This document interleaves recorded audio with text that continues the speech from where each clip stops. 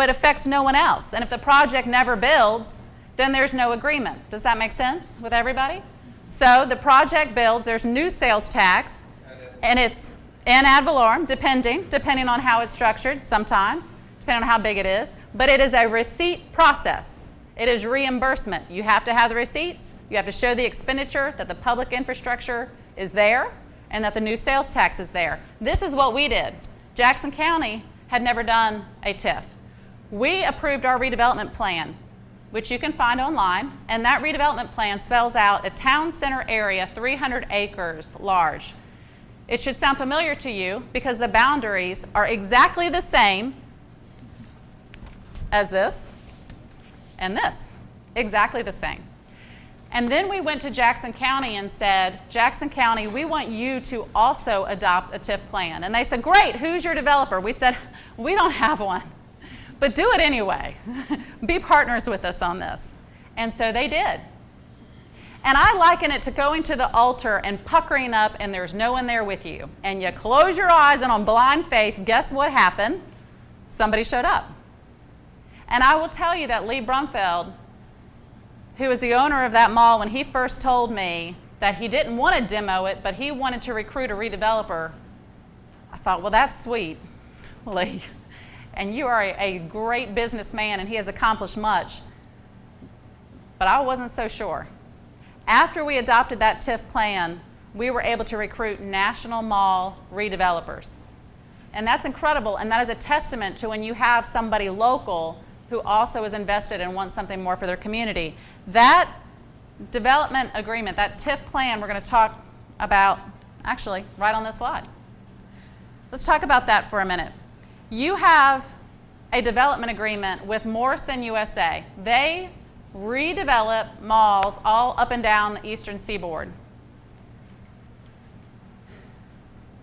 That development agreement spells out what your expectations are for any rebate to take place.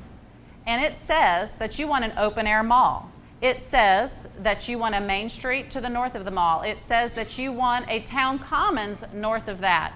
It says that you want public gathering places, that you want connectivity. Does that sound familiar? It should. It should, because it's your vision and it's your plan. So here is where we talk about the media that you've heard so much of lately, and particularly Walmart. How did Walmart come into play? How is Walmart a thing? Your goal is you want a redeveloped open-air mall. There is not another lifestyle center anywhere on the coast of Mississippi, and that's what you said you wanted. In order for that rebate to take place, for that big a project, then you need something that's going to generate a lot of sales tax. Does that make sense? So the mall owner said, okay, this is your vision, and they backed into it. They said, if this is what you want, this is what we're going to need. We're going to need an immense amount of retail. And so that's how the conversation with Walmart was had. This is a private project. This represents a $90 million project, and the city of Goche has not spent not one dime and won't ever.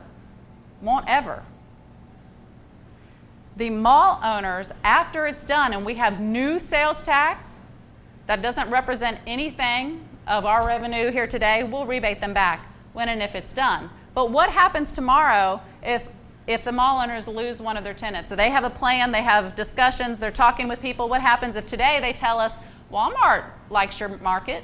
And what happens if tomorrow Walmart decides that they don't even like South Mississippi, or they do something entirely different? We know right now that they're focusing on neighborhood markets. Then the mall owners are going to come back to us and they're going to say, okay, we got to find ourselves another major retailer. Because the goal was not ever to attract a particular retailer, not a Taco Bell, not an Academy. No, the goal, as Councilman College will tell you, is get us this. And that's what we recruited, and that's what we did. We successfully recruited Morrison USA, and guess what, guys? You can go to Bradley Square, Tennessee, you can go to Orlando, Florida, and you can see the projects that they do, and it's exciting. That is the summation of everything I know about that project. And so at the end of this meeting, you can ask me the same question 10 different ways, but I'm just going to let you know right now, that's what we know. Here is your town commons north of the mall. This area is environmentally sensitive land that was being encroached on by commercial industries. You can see the high tension power lines. And what's really cool, and I don't know who the first person was with a marker back in 2005 and 2006, but your story grabbed me. It is a great story. It is a great vision. What you said is, this is environmentally sensitive land. Commercial development will never develop these natural spring-fed tributaries. But these tributaries feed into Mary Walker Bayou, and wouldn't it be cool to create a central park here that ties right into the Estuarine Center and everything happening at the community college? And so we approached the property owner. We acquired these 32 acres, 32 and a half acres, half of which were donated to the city, and the other half through a CAP grant, okay? And CAP is a grant that is specifically for environmentally sensitive lands. We're very, very pleased with the support we have through the state for that project. Again, we're talking about the waterfront, the town center, and the interstate, your cluster strategy. Here is your town center that we rezoned. This is obviously the project that's going vertical right now on your interstate. Who here knows where our city limits end on 57? Could someone tell me? Thank you, officer. Yes. That's right. On 57, the Coca-Cola plant is the end of our city limits. A quarter, 25% of all that is the city of Goche is north of I-10. Can I tell you on a daily basis how many times the directors hear, you go to the interstate? And those are residents of the city of Goche. And so this plan here, what you see is a street grid of roads. And this is what Chandra Nicholson, your economic development director, is working on every week. She's talking with potential developers. She's talking with MDOT. She's doing everything to get in place the future capacity for the growth that's already occurring in this area. Your waterfront, straight from your plan, you talk about Shepherd State Park as a crown jewel and making sure that we're doing all that we can do to increase the number of tourists who already go to Shepherd State Park. The city council took over Shepherd State Park, let's say, was it Councilman 2013? It's been 2 years? 2013. This is actually 399 acres. It is immense, it is beautiful, and if you drive through, almost all the license plates are out-of-towners. So the park is still owned by the state of Mississippi, which means that it is still advertised on their website. You can still learn about it at all of your welcome centers. They're very much a partner of Goche. In fact, right now, they're partnering with Goche to build one of only 2 Olympic-level 5A outdoor archery ranges. And they are in our schools building programs with our kids, and that project is about to open. We're halfway done with the construction. That is extremely exciting because any child can pick up a bow. If you haven't been down to Shepherd State Park, I encourage you to do that. Bring your kids, bring your grandkids. That is going to be an immense, immense attraction that's going to bring tournaments from all over the state. So all of this is happening in 2010 and 2011, all this community development, all this economic development, and I'm hearing from the Planning Commission, wait a minute, we have just rezoned a lot. Can we take a break for the summer? Do you remember that? There's a lot going on. If you are in the profession of economic development, there are 2 things you can bet on. You are absolutely going to hear that things are happening too fast and things aren't happening fast enough. You're going to hear that. That's the way that it is. At that point, when we reached about 2012, we kind of hit a little bit of a wall and we needed to take a step back because there were pressures that we could not address through community development or economic development. And if we went further without addressing them, then we were going to be right back where we started in 2008. And so I'm going to talk about that for a little bit. It is what I consider to be the biggest impediment to the growth of the city of Goche. And so when you leave here and tomorrow somebody says, how come Goche 15 years ago didn't blow up and get huge? I hope that you're able to share with them some of what we're about to talk about. I call this You Don't Know SWAT about Goche, Mississippi. And this isn't SWAT as Chief Elbin thinks about SWAT. This is what any community developer asks themselves the first day they arrive on scene to build a city. It stands for strengths, weaknesses, opportunities, and threats, right? SWOT. So you ask yourself, what are the strengths of this community? What can we build on? What are the weaknesses that we need to improve? What are the opportunities for growth? What are the threats that would be impeding them? So we've already talked about the fact that 25% of Goche lies north of I-10 and that we're the highest elevation on the coast of Mississippi, right? We have so much land available for development, as we saw by that suitability map from the Department of Marine Resources. So what is our deal? Goche statistics. Lowest median income on the coast and lower than the state average. 35% of single-family residences are mobile homes. Lowest home values in Jackson County. Highest millage rate in Jackson County. Second to highest crime rate in the county. Does this surprise anyone in this room? Does it surprise you? Does it surprise anyone else? This is entirely inaccurate. Everything here is wrong, but you've heard it before, haven't you? And so I don't mean to trick you, but when I say that this is the biggest impediment to the growth of the city of Goche, what I am talking about is perception, because the home values in Goche are the second highest in the county. Goche has higher median home and condo values than Pascagoula and Moss Point. Did you know that? That your home values are significantly higher than Pascagoula and Moss Point. I'm going to break and share with you a story of when my husband and I read your story and started talking about whether it was a sound decision to come and be part of the future of the city of Goche. First thing you do is you get online and you start researching that community. Is this a sound decision for my children? Are these schools? Are there parks, right? Any question that somebody asks themselves when they want to locate there. What is there to do? I did a little bit of a social research study. We met with 6 different realtors.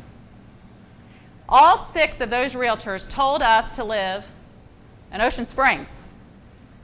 And they knew I was coming to work for Goche. You don't want to live in Goche. You don't want to live there. You want to live in Ocean Springs. Better schools, clear water, great parks. There's nothing going on in Goche. It's a mess. 6 different realtors. Kenny Smith, if he were here, would tell you that he sold me our house in Hickory Hills. He makes sure to make a point of that. Goche has the second to lowest crime rate in Jackson County. Makes more sense, doesn't it? That's right. Second to lowest. Did you know that?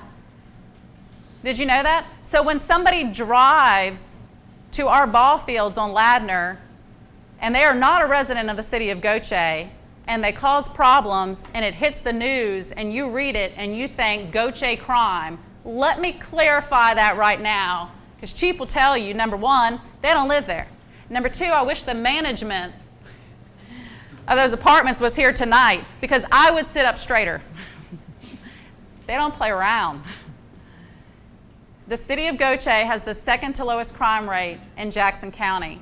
We have had a little bit of negative press for an area that encompasses probably 4 blocks.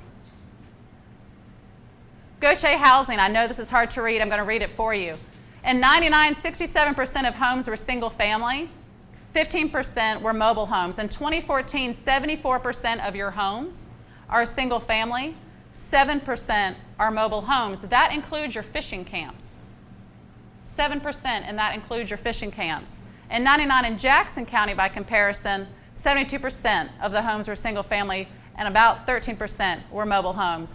Goche's median income is higher than Pascagoula, Moss Point, Biloxi, Gulfport, Bay St. Louis, Waveland, and your state average. And right now your mind is going, no, it's not.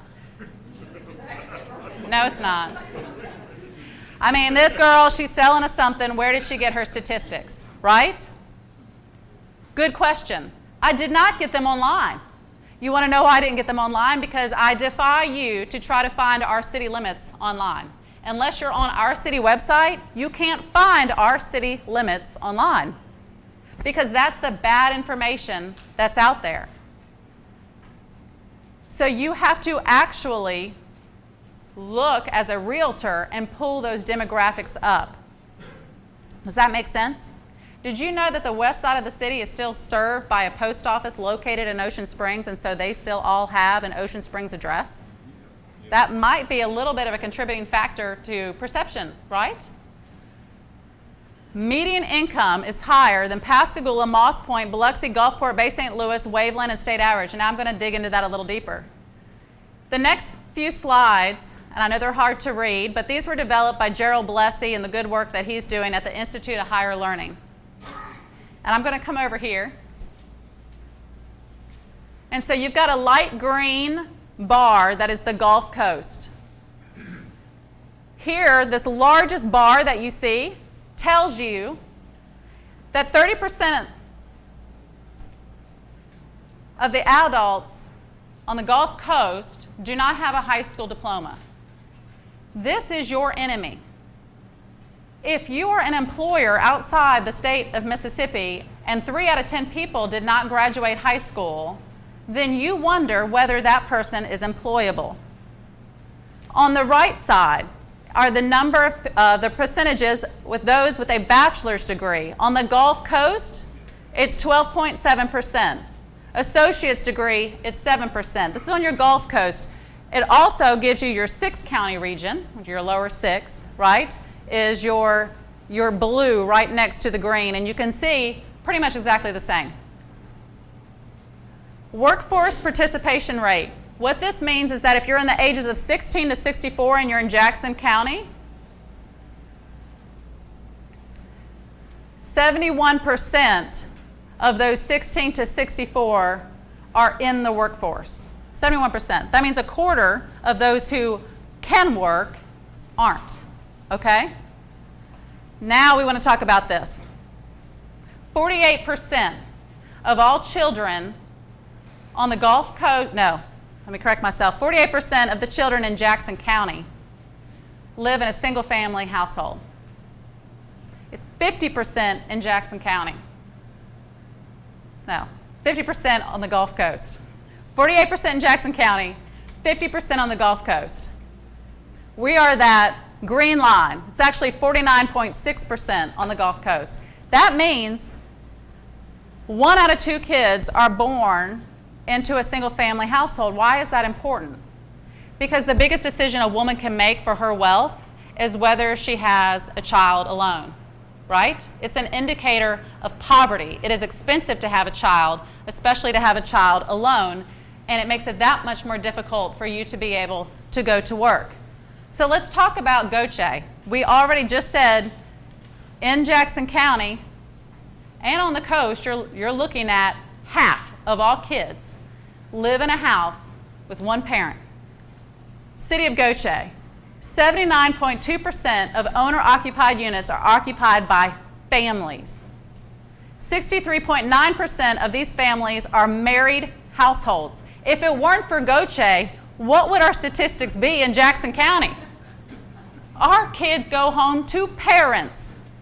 12.8% of the family households had persons 65 years of age or older. 66.4% had persons between the ages of 15 and 64 years of age. I'm throwing a lot of statistics at you. What does that mean? That means that 66.4% of our people are employable and are working, right? 11.7% of the owner-occupied housing units are female households with no husband present. 11%.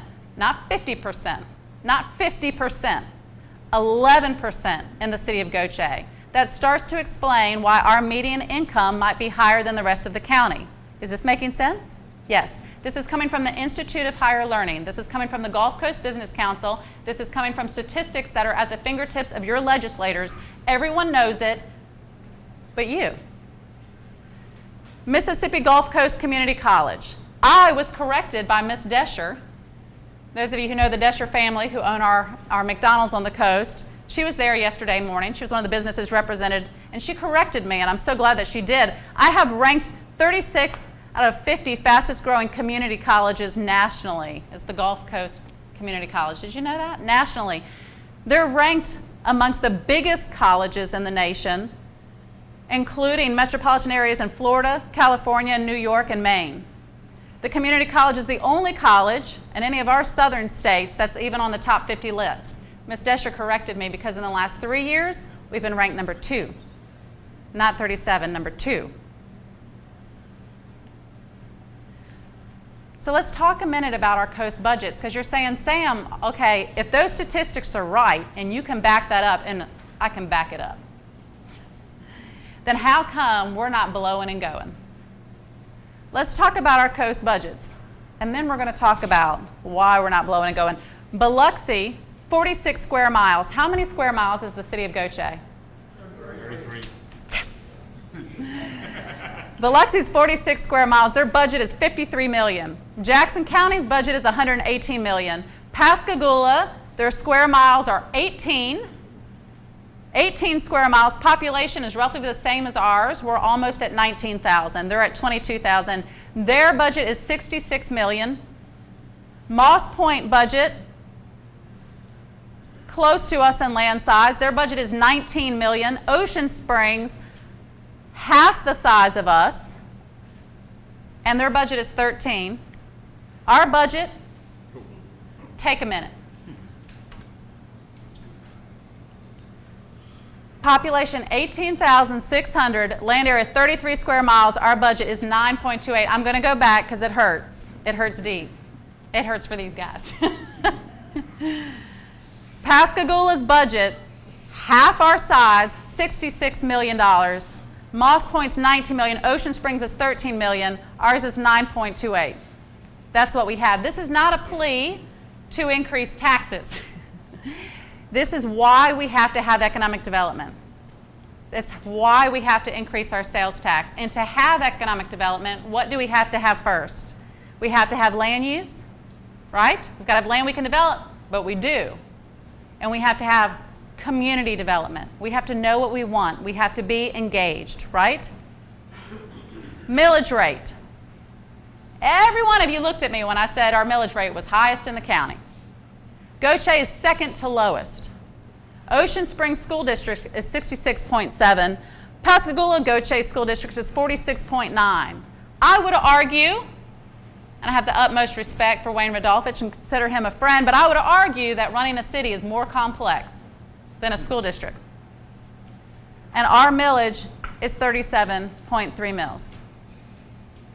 So the story here is that what you generate for a mill, the revenue that we receive, right, is enough to keep us sustainable, but we aren't growing. We are able to provide basic services at our capacity, and we're making gains through grants and other sources of funding to provide for future capacity. But what I want you to hear is every day there is ingenuity, there's collaboration, there's team to make all the things happen that you're seeing and work within the budget that we have. So I'm going to take a minute and I'm going to talk about some of the things that you see when you do what my family did, and I know what your family did when you thought about moving to the city of Goche. And that is you go online and you go to city data and you go to Sperling's best places. You've done this. This is fun, isn't it? You will be so scared. Right? For our schools, you would never know there's a community college there. No. I'm going to read to you some of the things that we find online. Here's the first post.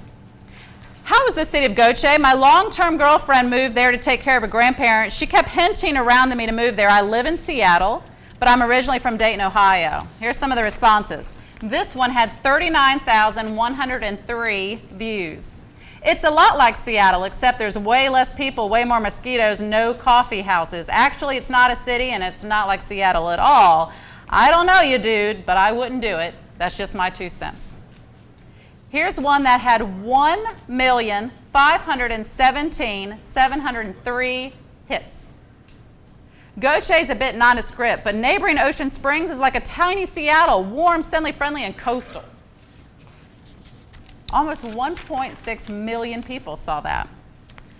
Gautier is a fast-growing city. It was incorporated in 1986 and has just celebrated its 25th anniversary. It was located on Highway 90 and straddles Interstate 10, which runs east coast and west coast and borders the Gulf of Mexico. Goes on to talk about the Pascagoula River. It's not just a commercial waterway. It empties into the Gulf. Beautiful nature at your back door. If you're a veteran or retired military and use VA or military medical facilities, you have a VA hospital and a military hospital close by. If you're interested in education, you have the Mississippi Gulf Coast Community College right there in Gautier. What more could you want? You're 40 miles from Mobile, Alabama, 90 miles from New Orleans, and 2 hours from the beaches of Florida. Miss Susan Perrell, did you write this? Well, whoever wrote this, it was viewed 7,043 times. If only it had the number of hits, right? So I'm going to read briefly. Here are 4 different hits. One was read 1.422 million times. And in response to what the city of Gautier is like, it lists all the restaurants that you can eat in our neighboring cities. Very helpful, okay? The next one after that was read 226,499 times. It says, there are only 2 places that I would recommend in Pascagoula or Gautier, and it lists who they are. That's it. So, you get the idea. This is what people look at to get an idea of your community. I didn't get any responses to my questions, but I moved here anyway. The neighbors right where I live, I can't offer an opinion about the rest of the town, they're incredible. Several met us as we were getting out of the car. They offered to help in any way they could. They told us they frequently have cookouts on the river for the whole neighborhood. We have fallen in love with it, and we're just moving in. 214,994 hits. My family moved here this year, too. We were looking in Ocean Springs, but then heard the schools in Gautier are a best-kept secret. We moved off Graveline Drive. The homes are gorgeous. The neighbors are all so nice. Thank you for posting. Well, I didn't see this op 2 years ago, or I would have endorsed the area wholeheartedly. I used to live in a houseboat located on the marina at the end of Roy's Road, and that area was pretty nice. But when it came time to buy a house, I didn't buy in Gautier. Another positive one after that had 7,555 hits. The above poster is mostly correct. I'm originally from Pascagoula, and I lived there till I was 23. Unless you're from the area and you have friends and family starting a social network, it would probably be difficult, harder to live in than surrounding cities. The nightlife there is extremely limited except for dive bars. In my personal opinion, Gautier offers nothing that's a drastic improvement over Pascagoula, and honestly, unless rent was substantially cheaper, I wouldn't consider it. Next person read 312,591 times. If you can stay in Texas, that would be best. San Antonio is a nice city with plenty to do. It would be quite a culture shock. I've worked in Pascagoula. I grew up there. It's not a nice area. If he has to move in that area, I would drive 20 minutes to Ocean Springs. That's what I did. This is city data. This is city data.